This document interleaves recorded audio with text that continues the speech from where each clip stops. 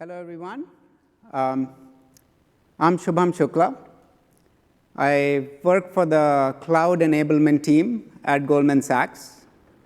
I'm joined here by my distinguished friend and colleague, Harsha Sharma. He's a principal solutions architect at Amazon Web Services.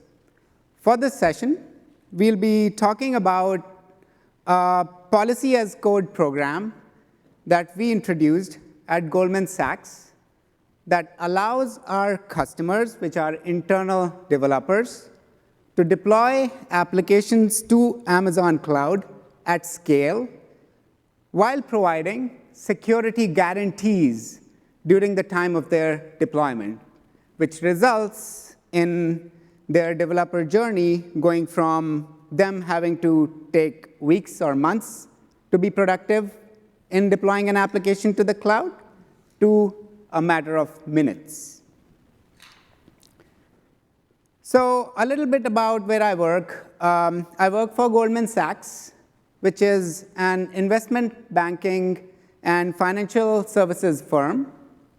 We have close to 2 trillion assets under supervision.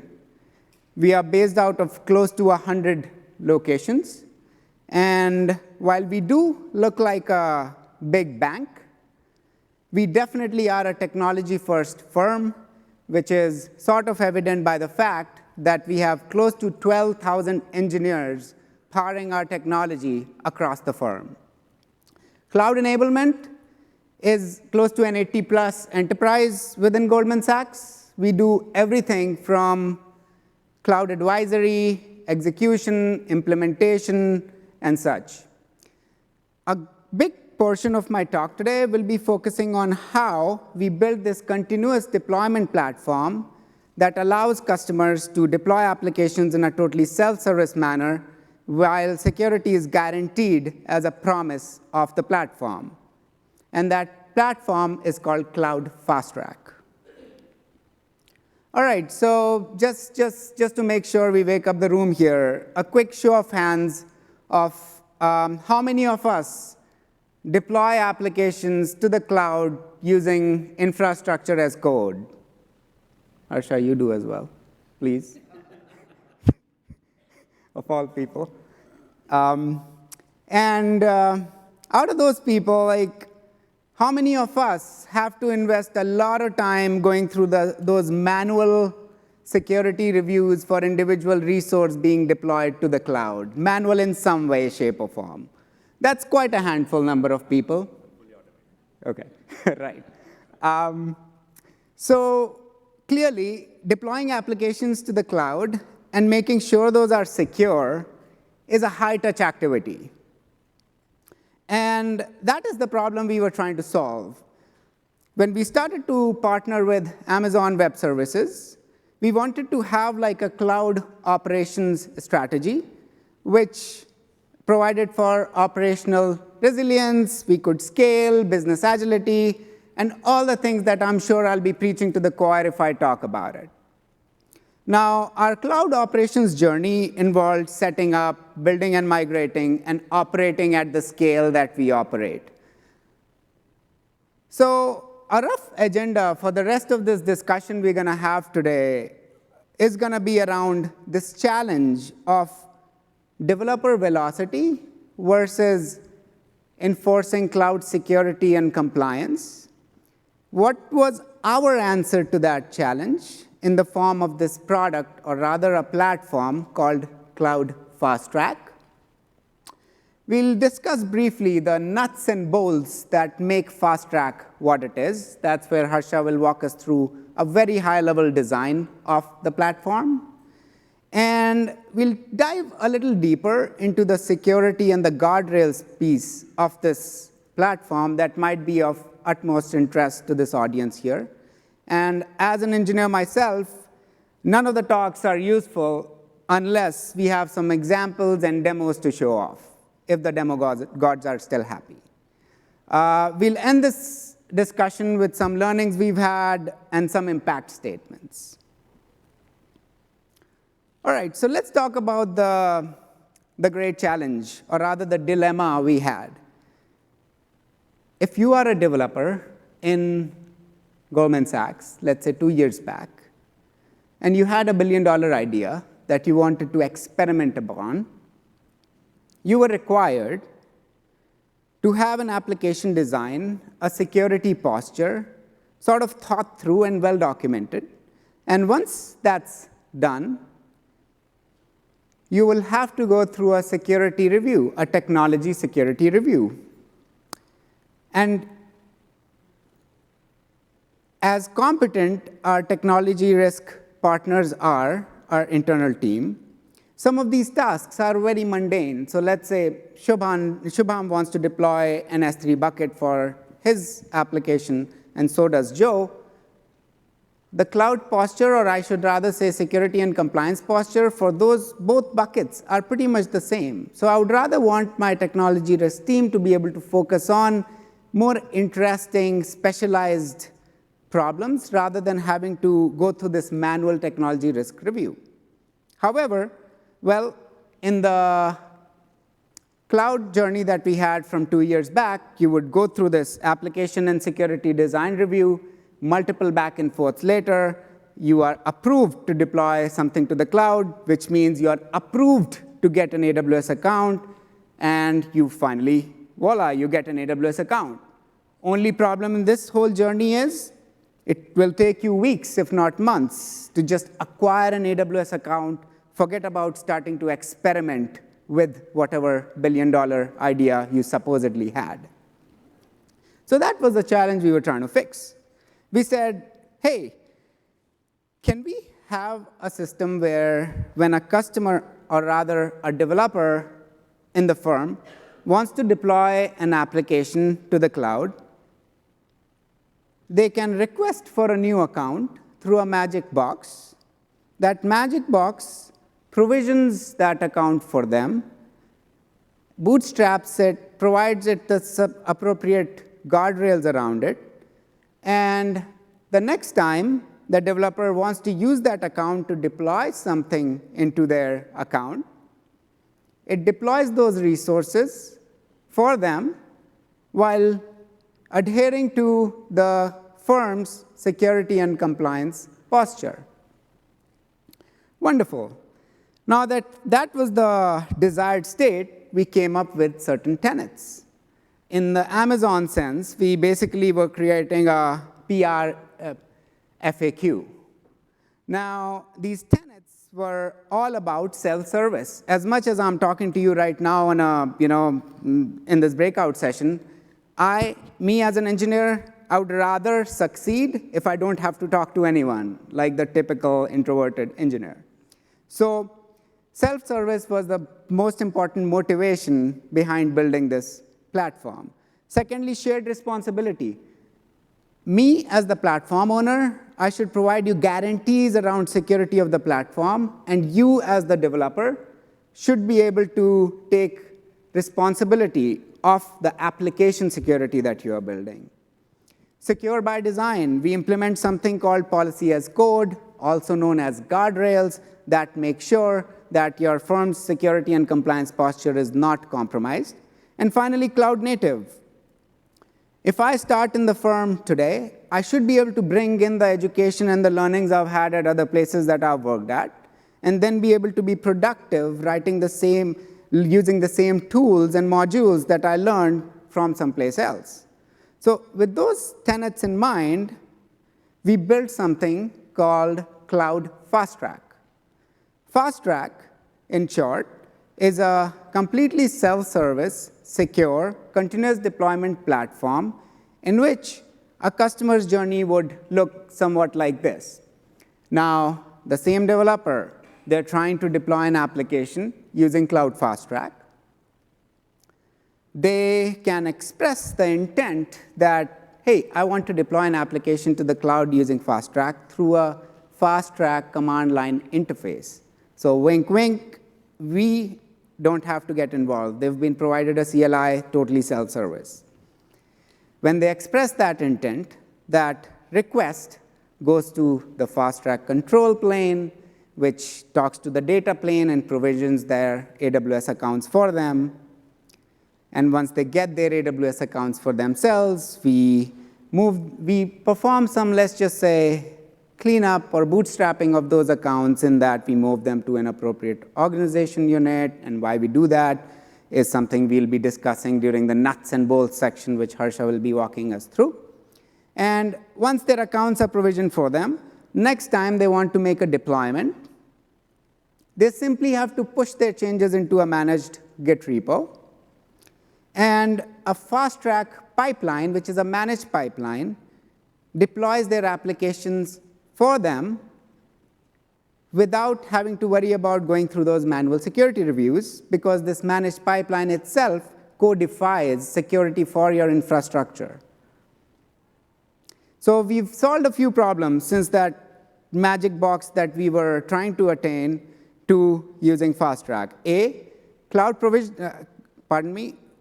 Account provisioning, which was previously a matter of weeks or months, is now reduced to an implementation detail where you can get your accounts provisioned for you within a matter of minutes. And you're able to deploy your resources through a managed pipeline, which enforces guardrails for you. And of course, there are exception mechanisms for scenarios where you need like a operator access, or you need a bypass for a guardrail, which is a conversation we can have maybe after the breakout session, because that's another discussion which interests a lot of people in this space. So with this high-level overview of the customer journey, I will now request Harsha to walk us through those individual boxes, if you will, in the customer journey in a little more detail. Harsha, over to you. Thank you. Thank you, Shubham. Hello, everyone. I know this is Thursday evening, so thank you so much for coming. And for those watching in the overflow rooms, thank you so much as well for tuning in. So we saw the overall challenge that Goldman was facing, and how they basically decided that this particular customer journey on paper could solve for that. But now let's talk a bit about, like Shubham was saying, let's talk a bit about the actual components of the house, as in what exactly happens when someone calls the control plane. What are they actually calling? And we'll try to keep it at a level where we can cover all the blue boxes you're seeing here in the time we have, but happy to answer questions otherwise after this talk as well. So the first intersection, or the first interface point, so-called, is the control plane. The developer basically says, I want an environment to deploy my resources. Just give me a pipeline, so that I can check in my code. And that's the call they make from the CLI. It goes to the control plane, which basically is an API gateway, REST API, fronting a fleet of Fargate tasks. And that Fargate fleet is not just receiving the request, sending a 200 response back or something. It's doing something beyond that, which is calling internal Goldman systems, getting the metadata around the user, understanding which OU or division this person belongs to. Do they have an application ID? Is this an application request or a sandbox account request? All that context around that request, a developer should not be providing all of that. Basic fundamental parameters are okay, but beyond that, the control plane service does that work.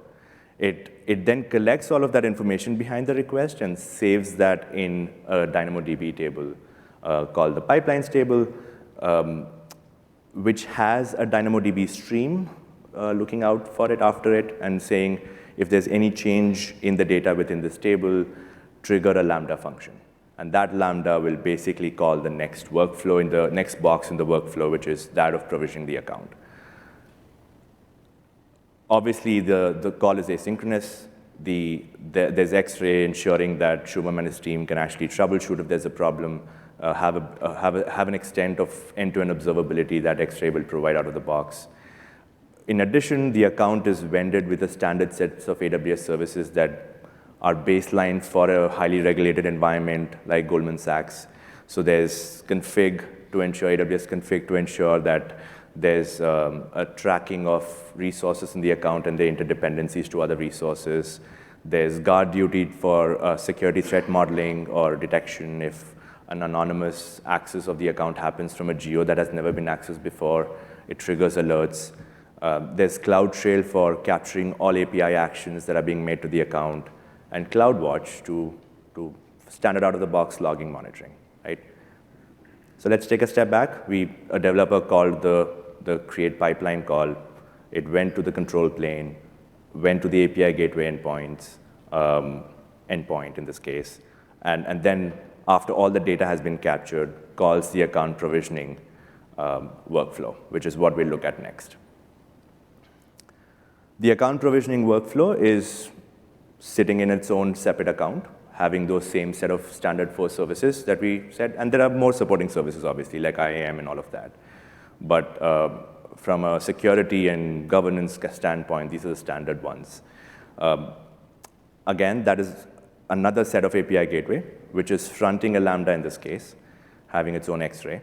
And that's calling the organization's API, because for there to be a pipeline dedicated for an application team, there needs to be a set of accounts.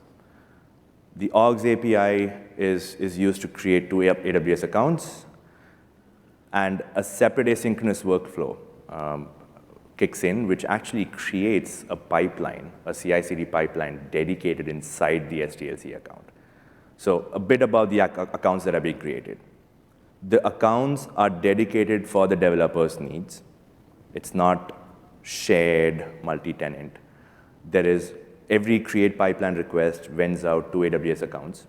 One is the app account, the other being the SDLC account. Obviously, when a developer wants to push code, they would push it to the development account, the deployment pipeline, which then deploys the actual app in the app account, right? So that's the reason why that create pipeline call vends out to AWS accounts with a dedicated SDLC pipeline. Let's take a step back again, right? So there's the act of calling the control plane, which triggers a workflow, provisioning of the accounts, but none of the accounts are actually complete, really. All of what we've done so far is actually to create 2 accounts, right, if you think about it. None of the accounts are really complete or reusable, really, without there being a lot of this back-end orchestration prep that needs to happen for a developer to be able to use these accounts in a way that Goldman Sachs considers the bar, the security bar. So what actually happens is the first step is to place the account in the appropriate OU. And this is where that metadata we captured as a part of the initial request becomes very, very relevant, because knowing which department, division, what kind of an environment are you asking for determines which account should this OU, which OU should this account live under.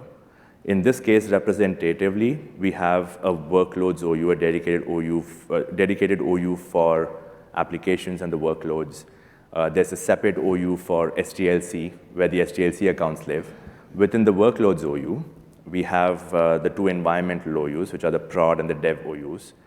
And within the environments OU, Goldman Sachs has decided to place the divisional OUs. That's the hierarchy at a very high level, they're following. So when a developer made the ask for an account, I want a dev environment account because I have a dev app, I'm from this division, without me expressing that out loud, it automatically captures all of that, and then the account gets placed in the appropriate OU. That's one of the steps that are taken.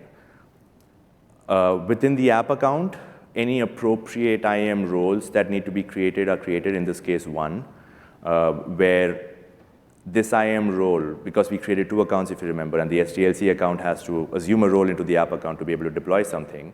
So the IAM role needs to allow the SDLC account to assume a role into, which is why an IAM role is created as well as a part of the account instantiation process. One of the most important steps, if not the most, is the networking, right? Like, how much time do we as developers spend trying to understand networks on the cloud, like VPCs and route tables and IGWs and subnets? It takes time away from business applications and logic, right? So one of the one of the tenets, one of the actual promises of the platform is that the networking will also be owned by the central cloud team. As a part of the account instantiation and the bootstrapping process, the account will also be placed in a secure network that ensures that a particular division's network does not mingles with another division's network that is less or more compliant or regulated, for example. So what Goldman Sachs does is that it uses an AWS offering called VPC sharing, which allows you to share subnets from, at let's say, an OU level down, and those subnets can be used by the accounts that live inside that OU. So let's see what that means. So there's an infrastructure account. That infra account actually has all the VPCs that are created. Same sets of 4 services, first of all, but it also has all the VPCs that are needed created. Let's say VPC A here. It has 2 subnets within it, cloud routable and corp routable. Cloud routable is, if there are multiple such VPCs, cloud routable, if you're in the cloud routable subnet, you can talk to other cloud routable subnets. The IP address space allows you to do that.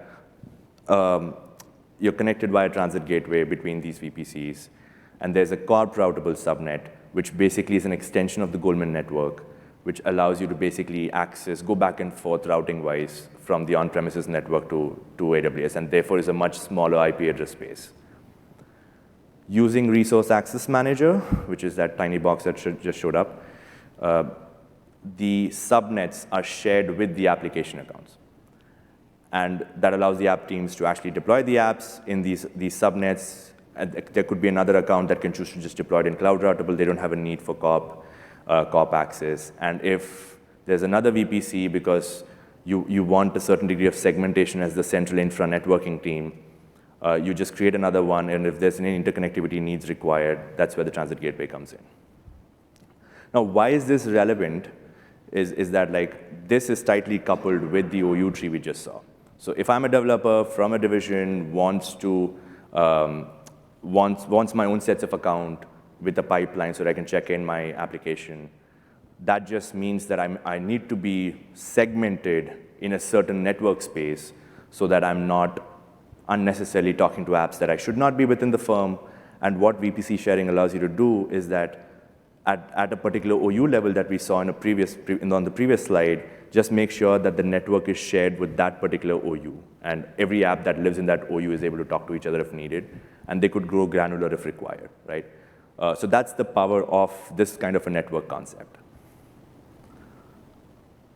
So we've seen all the boxes. We've seen how an account is prepared and how it's made to, and if you remember, one of the actual SDLC account workflows triggered off a separate workflow to actually create the pipelines. So the account is in the right OU, the network is ready. Next, we have the actual act of pushing the code. The developer is ready. And all of this, by the way, takes about 15, 20 minutes, and that's about it. So you express the intent to create a pipeline, and after 20 minutes, you're ready to start pushing your CDK code, which is what the developers here use. So let's look at the actual pipeline itself that they're interacting with. So a developer pushes code in a Git repo that's local to Goldman Sachs. It's actually on premises. That is synchronized to a code commit repo in the SDLC account. So in the SDLC account, a code pipeline is created as a part of the AWS account instantiation process. That code pipeline has code commit, the standard 3 stages, if you're familiar with it: code commit, code build, code deploy. Code commit gets triggered because the code gets, code commit is used when the code gets synced, and that triggers the pipeline. It takes you to the build stage, which is where the CDK code is synthesized. The CDK code is turned to CloudFormation. Any necessary needed assets are downloaded, like NPM packages or any images that are needed at this step. And then the code deploy step happens, where security rules are applied on CloudFormation. And if that succeeds, that's when the deployment into the application account occurs. And if you remember, we had created an IAM role for this so that we can actually deploy into the app account. So the actual CloudFormation gets deployed. Now, as the picture says, there's no human beings being spoken to.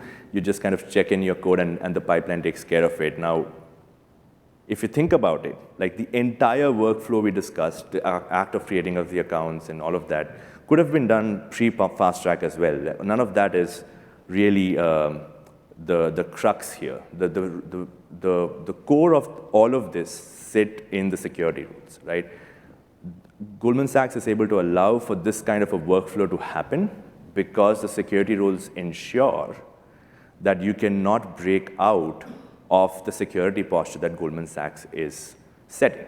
So if you want to use a particular service, you can only use it in a certain way that the security rules govern for you, which is why all of this can be automated. So what we'll do is, in the next half of this talk, we'll spend time looking at the security rules. That is where the brain is. Shubham will take us through that next, and I'll pass it back to him for that. Thank you so much.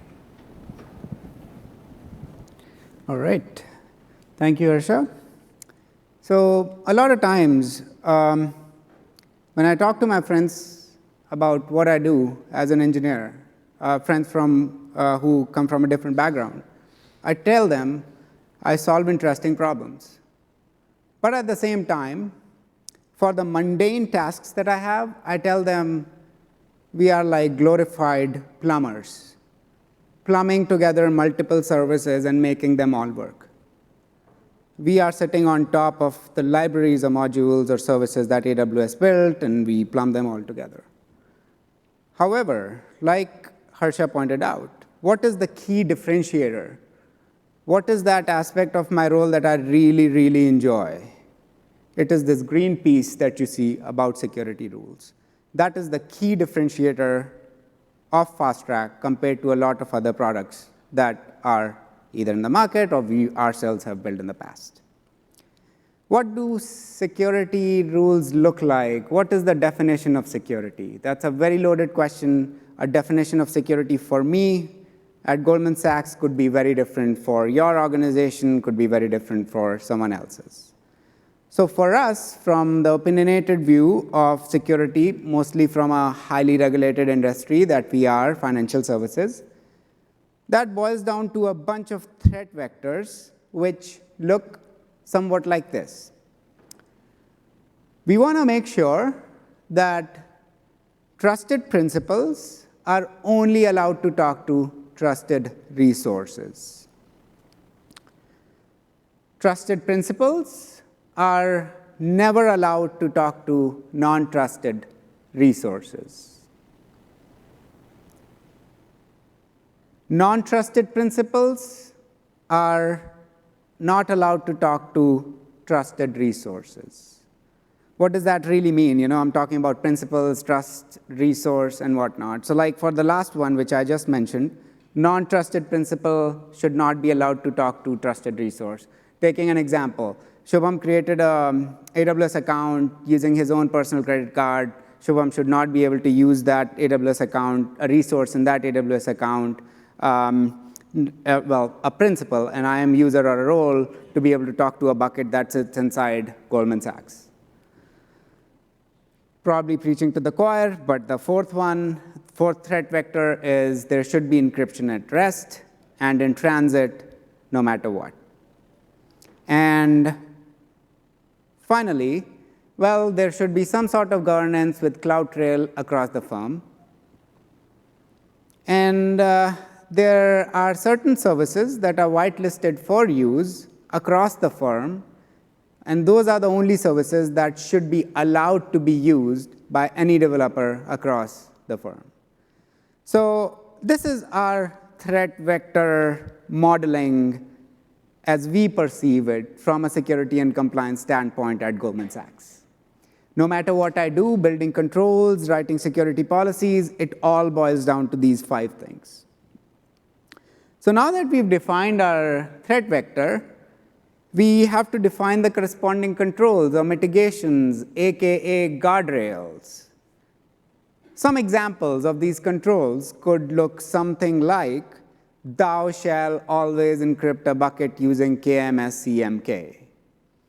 Thou shall, let's say, only allow trusted principal in a trusted org to be using a KMS-CMK that was created in your Goldman Sachs account. thou shall only use vended VPCs. This sort of control is very much opinionated towards our networking model, which Harsha walked us through, which is, hey, we have a shared VPC model. All the client accounts are shared, the VPC subnets with them. So you'll soon see, as we proceed with this sort of discussion, that Guardrails allow us to customize a lot of things. Like, yes, AWS offers us a lot of tools, but to bring in our opinionated view of the world, Guardrails helps us do that. So now what have we done so far? Well, I've defined what threat vectors mean to me. I've defined what controls mean to me. And we also know that our friends from AWS already have tools for us to enable some of these controls, to enable trusted identities to talk to trusted resources over expected networks. You ask me how. So we have conditions that you can apply to, let's just say, your policies, resource policies or IAM policies. You got things like resource org ID that you can apply to your VPC endpoint policy and make sure that, hey, only trusted resources can go through that expected network. You have principal org IDs, principal org paths, and likes. We can talk about it maybe offline someday. So we've defined what controls mean for us. We know that AWS offers us certain conditions, tools to establish data perimeter, if you will, so that we can build those guardrails. Now, taking these two pieces of information together, how can we enforce these controls, wherein the customers don't have to go to a tech risk review and have to go to an individual in order to get sign-offs? Can I codify that? That's when guardrails come into picture. Guardrails, also known as policy as code, which is the crux of this breakout session, for us, those are Rego policies written in, well, we write them as Rego and evaluate them using Open Policy Agent. These are coarse-grained controls. Of course, you'll need app security review as well, but at least on the individual infrastructure review piece, you can automate that through the use of these guardrails. A good analogy when I talk to my friends about what guardrails are is no matter how bad someone drives, they are never allowed to drive outside of the guardrails.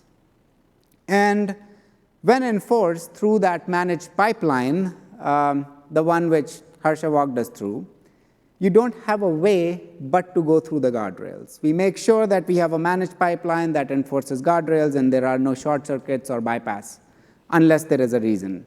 There are always rules to exceptions to the rules, so we can talk about that offline if there are any questions after this. Now, I go to these breakout sessions. Sometimes it's amazing, but I love to see some code. So for all the security nerds out here, here is some real guardrail, one of those controls that we've implemented using Rego. Let me just give you a quick commentary of what this code is doing, and then it might help sort of decipher what the code says. One of the controls that we wanted to have was if someone is trying to deploy a Lambda function, we wanted to enforce that the code for that Lambda function, the assets for that Lambda function, come from an S3 bucket that was pre-vended through that account bootstrapping process of their pipeline, if you will. And oh, great, this works. So what this code says is for the resource Lambda function,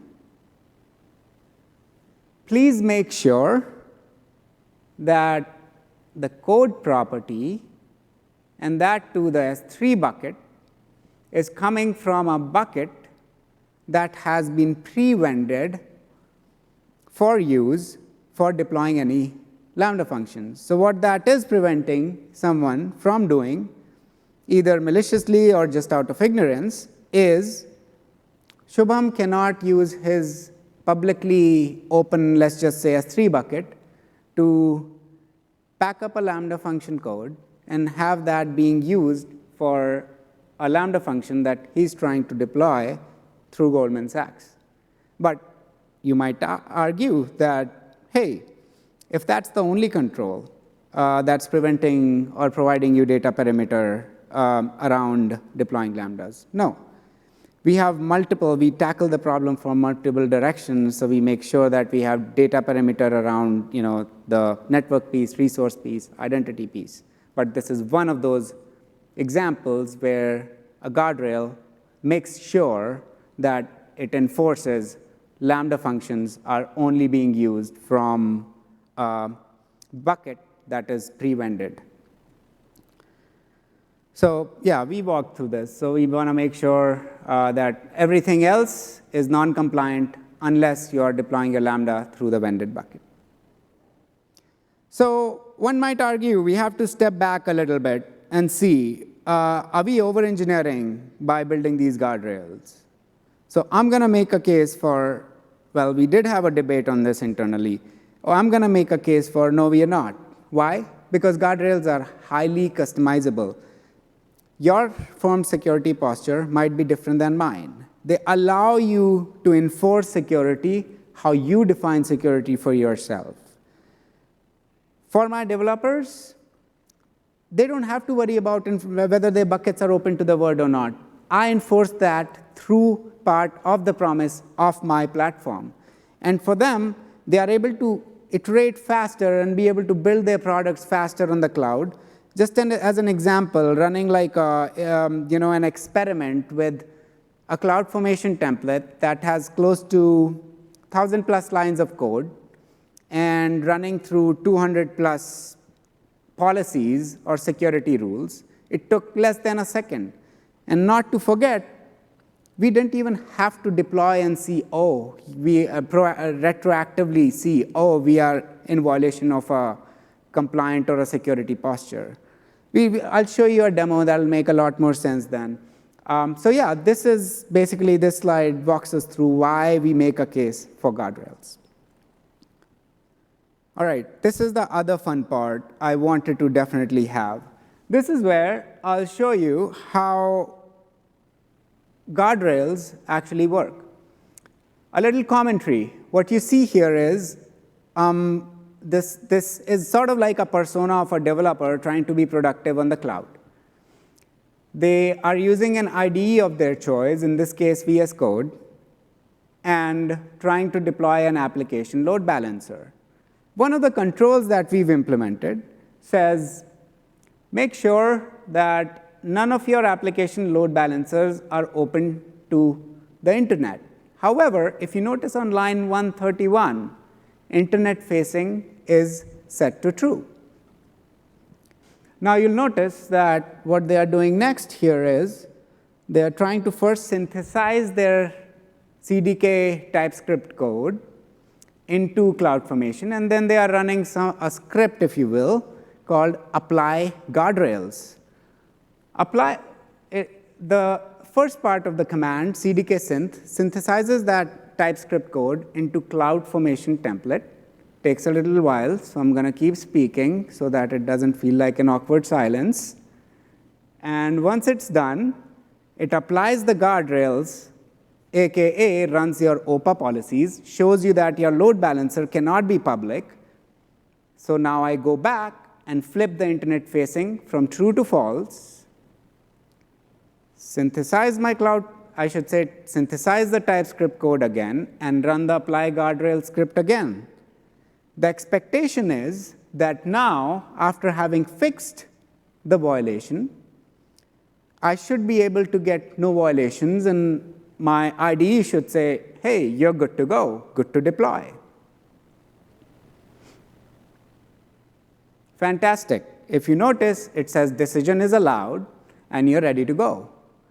For me as an engineer, the most interesting thing about this experience is that I don't even have to be deploying anything to AWS. I've not even called an API, AWS API, and I know exactly when I do need to actually deploy. I proactively know whether my application will be in conformance with my security and compliance standards or not. That's the power of Guardrails.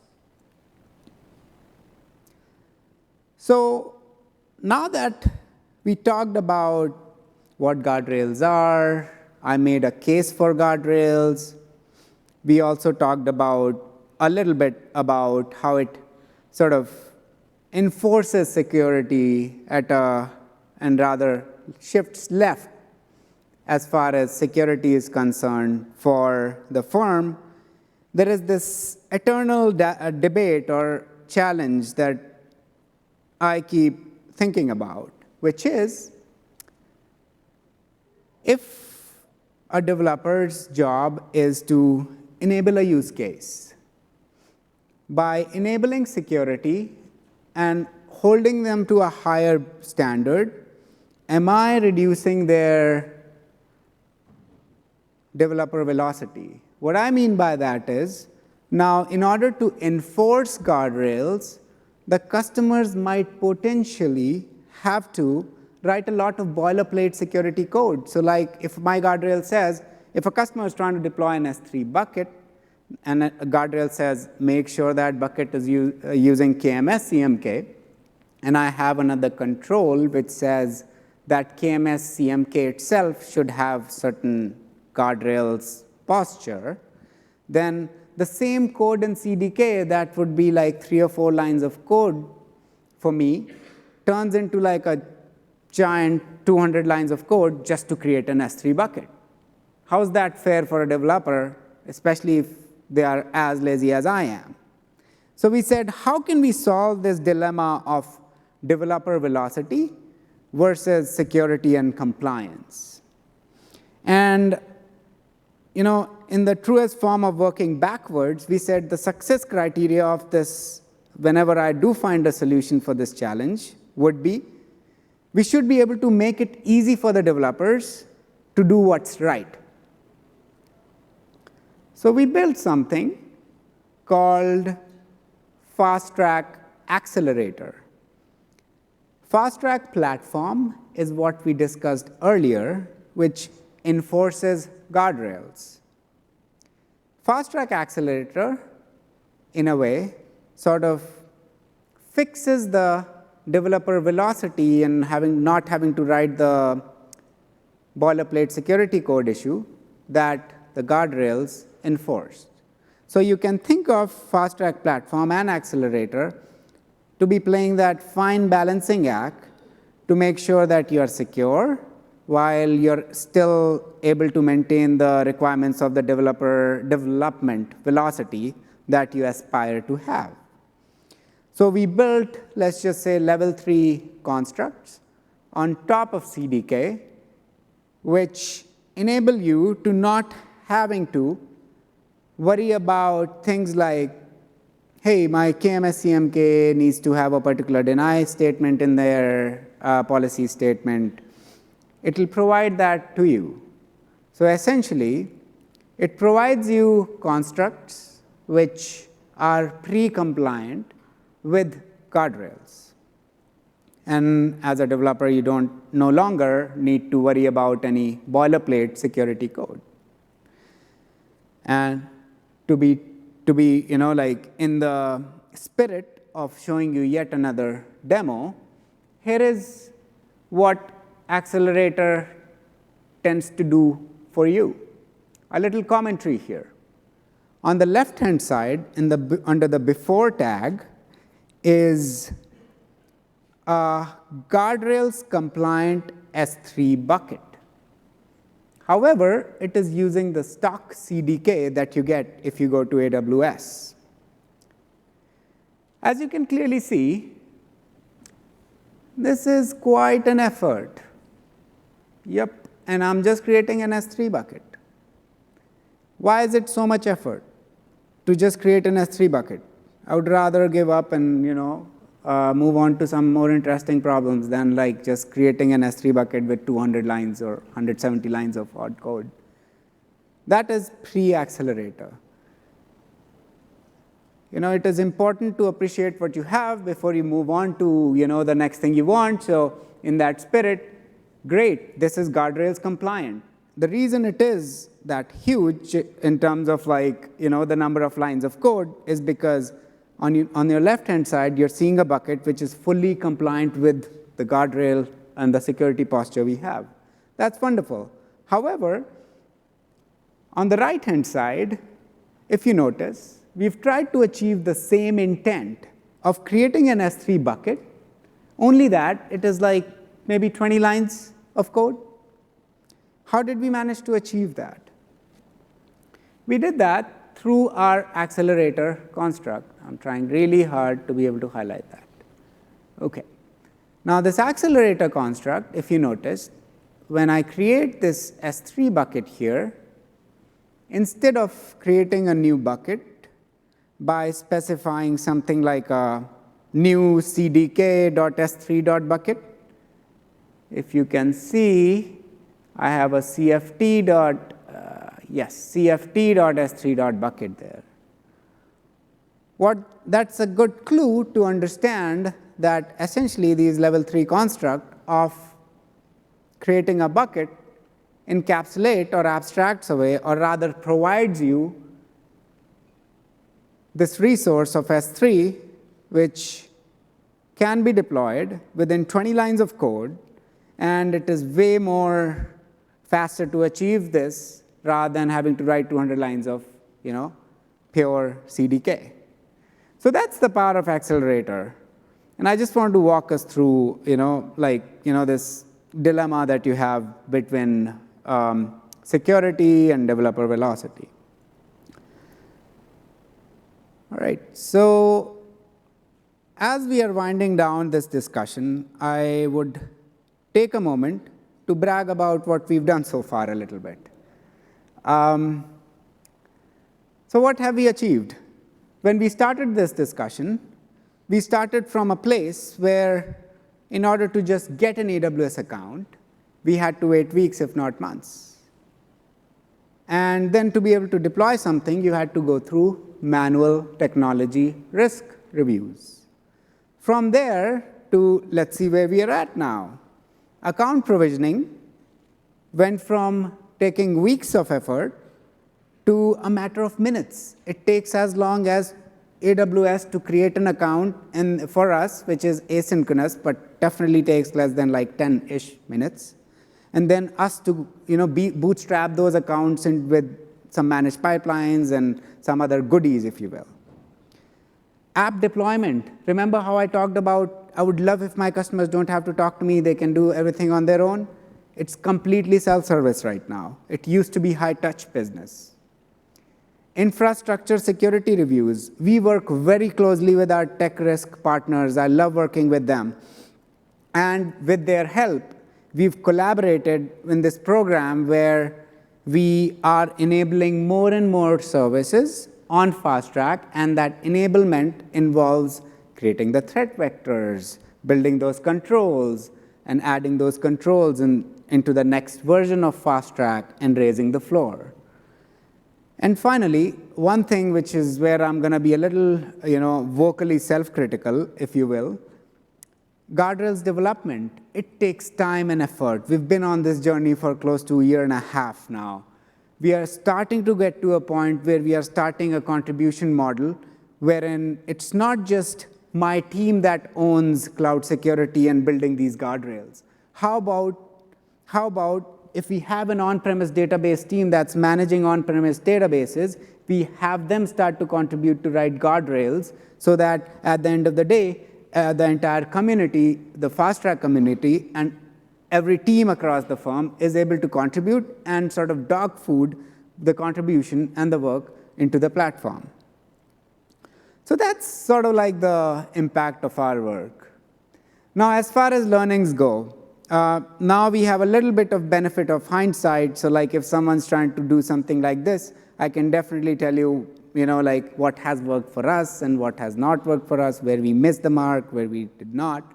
But some of the learnings that we had, like as cheesy as it sounds, security is a journey, not a destination. And precisely what I mean by that is friends from our tech risk advisory team, shout out to them.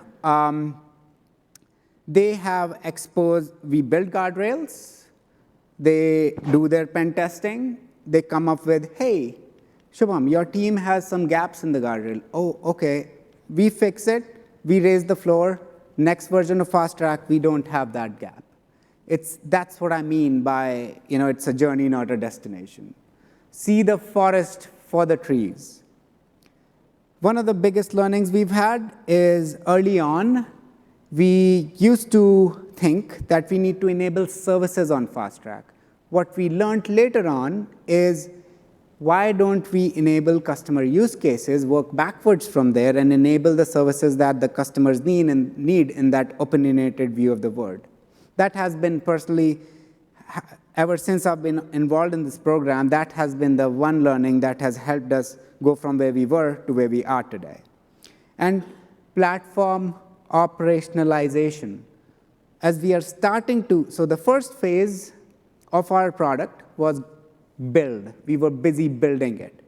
Now, for the rest of the phase, moving forward, we are on a growth trajectory in that we want to hack growth. What does that mean? We'll have real customers using it for their real use cases and asking us for SLAs, asking us for telemetry, asking us for observability. So we are starting to figure out what are our best practices in order to operationalize this enterprise, because it's no more a mom and pop shop, but it's actually something that lives, that breathes, and has to evolve. So that's our journey on the cloud with Fast Track. If you think you have some feedback, we would love to get your feedback. Please fill in the survey for this. Again, thank you, Harsha, for joining in. Thank you. Not just today, but the entire journey so far. Thank you. Thanks, everyone. Thanks for coming.